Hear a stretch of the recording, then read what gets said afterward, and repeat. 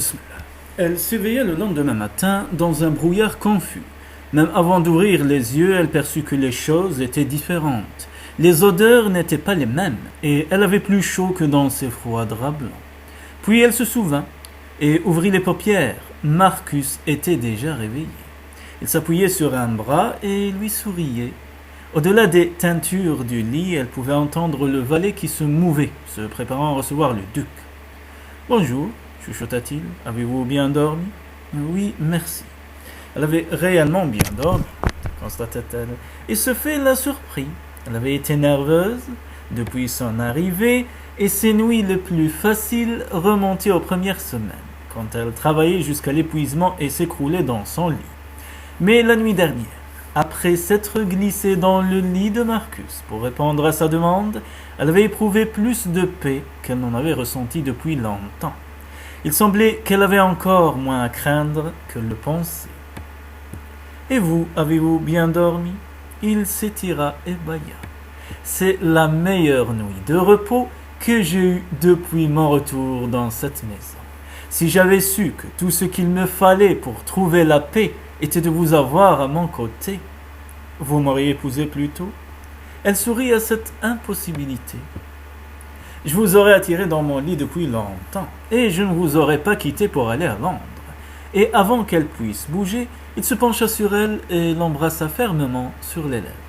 « Et maintenant, ma chère, je dois me lever et vaquer à mes affaires, de telle sorte que j'ai ma soirée libre pour vous accompagner au bal. Dois-je faire appeler votre femme de chambre ?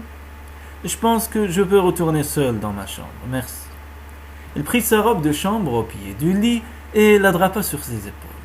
« Pour que vous ne preniez pas froid en route. Ah, ça c'est trop mignon. » Puis il sortit du lit, ne craignant pas de sentir l'air froid sur sa peau nue.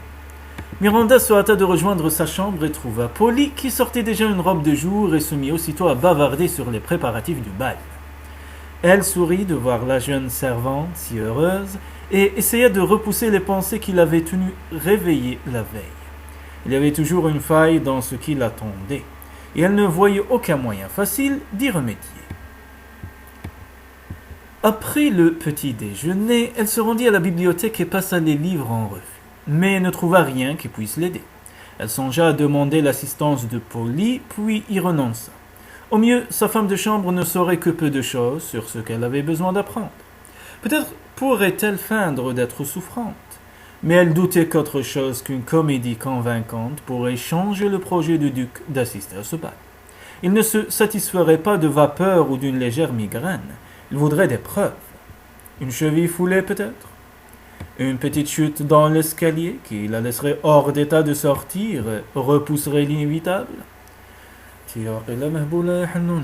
Mais pour combien de temps ? 21 jours. Peut-être trouver le moyen d'esquiver l'invitation de ce soir-là, mais il y en aurait d'autres. Et plus elle essaierait de s'y soustraire, plus on insisterait pour la faire sortir de chez elle. En outre, on s'attendrait à ce qu'elle organise elle-même des bals et des soirées. Elle n'avait personne vers qui se tourner, nulle part où chercher de l'aide. À part, Marcus avait dit qu'il serait occupé aujourd'hui, et elle serait sans doute une interruption malvenue. Mais elle se rappelait le contact de son corps près d'elle pendant la nuit. Elle se sentit plus calme. Si elle ne pouvait pas s'adresser à lui pour avoir de l'aide, elle n'avait aucune solution. Elle s'approchait de son mari avec prudence. Comme elle le faisait toujours, il était dans son cabinet de travail, assis derrière son grand bureau et consultait des registres. Il mordillait le bout de sa plume d'une manière qu'elle aurait pu trouver attendrissante si elle n'avait pas été aussi intimidée. Elle se racla la gorge, il leva les yeux. « Oui, Miranda, votre grâce ?» Il haussa un sourcil. « Marcus, il y a un problème au sujet de ce soir, le bal. Il vous manque des fioritures, ma chère? Votre robe est-elle trop simple? Pas assez? Avez-vous besoin de plus de plumes d'autruche? » Non, coupa-t-elle. Ses joues étaient enflammées par la honte. Il allait se rendre compte de son imposture. Je peux me rendre à ce bal ce soir. Je ne sais pas si je serai capable. Je ne peux pas. Il suffit de gouler l'haqiqa, sinon Ragdak il te comprendra. Elle étendit ses mains devant elle en un geste de défaite, Il contourna le bureau en un éclair, lui prit les mains et la regarda dans les yeux avec inquiétude. Sarhé, il sera compréhensif. Qu'y a-t-il? Qu'est-ce qui vous tourmente à ce point? Une larme glissa sur la joue de Miranda avant qu'elle ait pu la retenir. Oh là là, la petite petite tardet. Je ne peux m'y rendre parce que je ne suis jamais allé à un bal auparavant. Je ne sais pas danser et j'ai peur, ajouta-t-elle dans un murmure. Ah, là, تعرفيش تشطحي, لازم يعلمك le plus vite possible. Il la prit dans ses bras et l'attira à lui, et elle sanglota dans le drap de sa redingote. Elle sentit son souffle effleurer ses cheveux quand il parla. Ah, je vois. Maintenant vous pleurez, je suis vaincu. C'est normal, ya sahbi, comment ne pas être vaincu? Car je trouve les larmes d'une femme aussi terrifiantes que vous trouvez le bal de ce soir. Que puis-je faire pour y remédier? Alma Torgos. Il la pressa contre lui, puis il l'écarta doucement et sonna Wilkins. Ya sahbi, Wilkins. Le majordome apparut aussitôt, le dos très droit, nota Miranda avec satisfaction. Elle avait réussi certaines choses ici, même si elle était plus apte à jouer les gouvernantes que les grandes dames. Wilkins, j'ai besoin de domestiques. 6 coupes. Voilà, ça c'est du fait. Devrait être plus que suffisant. Et de vous, relevez-le de leurs tâches. La routine peut attendre. Et de quelqu'un qui sache jouer d'un instrument de musique. Voilà. Un violon peut-être. Ou alors nous pouvons fredonner. Qu'il le retrouve dans la salle de bal. J'ai perdu beaucoup de mon entraînement à la danse et je crains de marcher sur les pieds de la duchesse si je danse avec elle ce soir.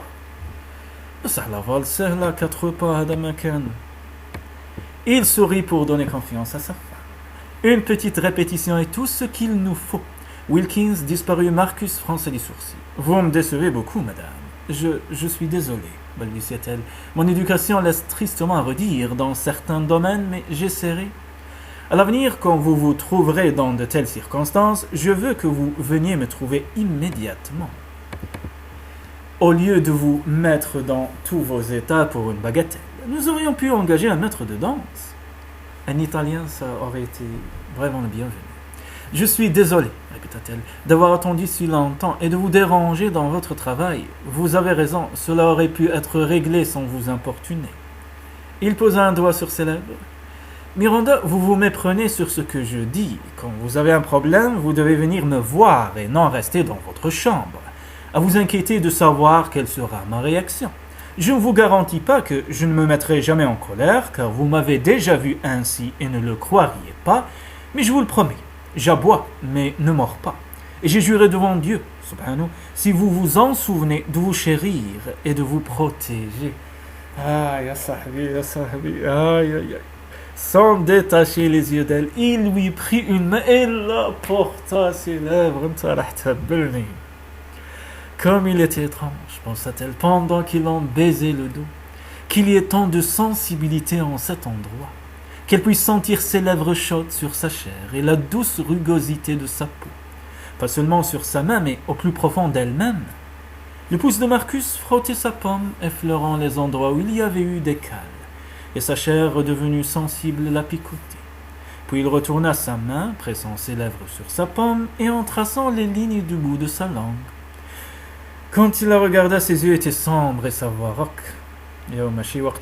Concentre-toi, allez dans la salle de bal, je vous y rejoindrai bientôt. Quand elle entra dans la pièce, Miranda la considéra d'un œil critique. Encore un endroit qui n'avait pas été nettoyé depuis des lustres, au lieu de et qui ne servait plus probablement depuis le premier mariage du duc. Soulevant les housses, elle découvrit de délicates chaises aux pieds dorés, de petites tables et de pupitres à partition. Les candélabres étaient couverts de poussière et de cire fondue. Le plafond était taché par la fumée et des toiles d'araignée pendaient des chérubins dorés et des guirlandes en plâtre qui ornaient les murs. Cette pièce, pour être magnifique, se dit-elle, après un bon nettoyage. Décorée avec des fleurs fraîches, des bougies, des mets délicats disposés sur un buffet pour les invités, de petits gâteaux, de la citronnade et du champagne. Elle s'était imaginé cette scène maintes fois quand elle préparait des salles comme celle-ci pour le bal de quelqu'un d'autre. انتي تروحي لو بالولي تشطحي تقعدي تخميها وهذه ماشي نقية هذه فيها الغبرة هذه فيها الكلخ صاحبي. Derrière elle, l'un des valets accordait un violon et un autre domestique s'était procuré une flûte qu'il essayait. Du Vivaldi sera le bienvenu. Les serviteurs s'étaient rassemblés en un groupe curieux et chuchotaient entre eux. Puis les portes s'ouvrirent largement et son mari entra à grands pas portant une petite boîte. Il sourit au domestique. Je vois que nous avons plus que le nombre requis pour un quadrille. Tout le monde essaie donc d'échapper à cette tâche. Je suppose que personne n'est resté en arrière pour tourner une broche ou polir l'argenterie. Les domestiques prirent un air incertain. Si c'est le cas, allez les chercher. Déclarons une pause dans les travaux domestiques, au moins pour quelques heures. Je gage que ma femme vous fait travailler dur, en juger par les étonnantes transformations que j'ai vues dans la maison ces dernières semaines. Mais ne craignez rien, j'ai l'intention de la tenir occupée un moment. Et elle ne pourra pas vous reprocher de ne pas avoir balayé ce sol. Il se tourna vers Miranda. Et vous, ma chère, si nous devons jouer à aller au bal cet après-midi, j'ai pensé que vous plairait d'être parée. Il ouvrit la boîte qu'il portait et en retira les émeraudes, comme Polly l'avait prédit. Le collier du portrait, murmura-t-elle. Les pierres, corrigea-t-il, mais pas le collier. Quand j'étais à Londres, je les ai fait ressertir. Il passa un doigt sur le bijou. Elles sont moins communes et voyantes qu'elles l'étaient. La monture en or est aussi délicate et gracieuse que la gorge de celle qui la portera. Et j'ai fait ajouter des diamants pour aller avec l'éclat de vos yeux. Puis, il passa derrière elle, posa le collier entre ses seins et s'occupa de la fermeture, effleurant sa nuque. Puis sa main s'attarda sur l'épaule de sa femme. Il l'attira à lui et lui murmura à l'oreille.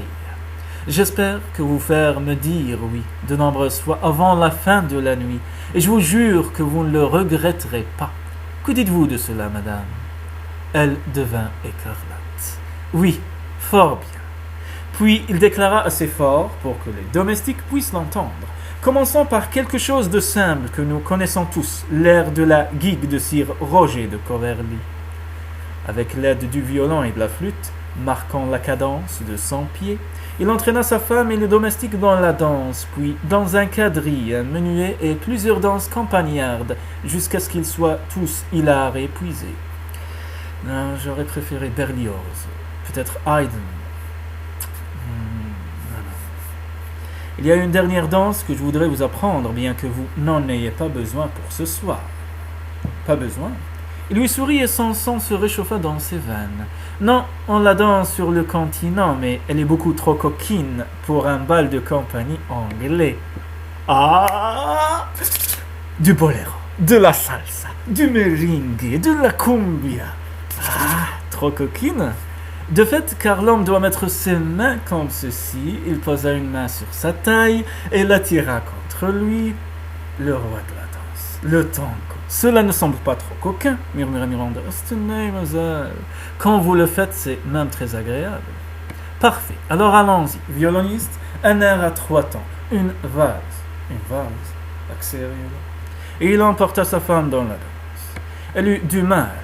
Une valse de coquine, Elle eut du mal au début à déchiffrer les pas, même s'ils étaient simples. Mais il la serra plus étroitement contre lui et elle sentit ses jambes bouger contre les siennes, tandis que le bras passé autour de sa taille la guidait. Soudain, rien ne parut plus naturel que de le suivre et de se mouvoir comme il le faisait. Il la regarda dans les yeux et elle sentit que son cœur désirait la même chose, l'accompagner et battre en harmonie avec le sien. La musique s'arrêta, mais elle avait envie de continuer. Elle soupira. Et nous n'aurons pas valsé au bal? Comme c'est dommage. Pas du tout, car je devrais vous partager avec d'autres partenaires. Ah, Charles m'attend. Peut-être une autre fois, alors. Il se pencha vers elle et lui chuchota à l'oreille. Ce soir, si vous venez dans ma chambre après le bal, je danserai avec vous autant que vous le voudrez et je vous enseignerai d'autres pas qui nous donneront beaucoup de plaisir à tous les deux. Ah, oui. Montez-vous préparez, madame, ma femme. Reposez-vous, car c'est une longue nuit qui nous attend. Ah, ça c'est sûr. Il courba la tête et effleura de ses lèvres le cou de Miranda avant de la relâcher. Elle s'empressa de rejoindre sa chambre, demandant à Polly de lui servir une légère collation, puis de s'occuper de son bain et de sa toilette.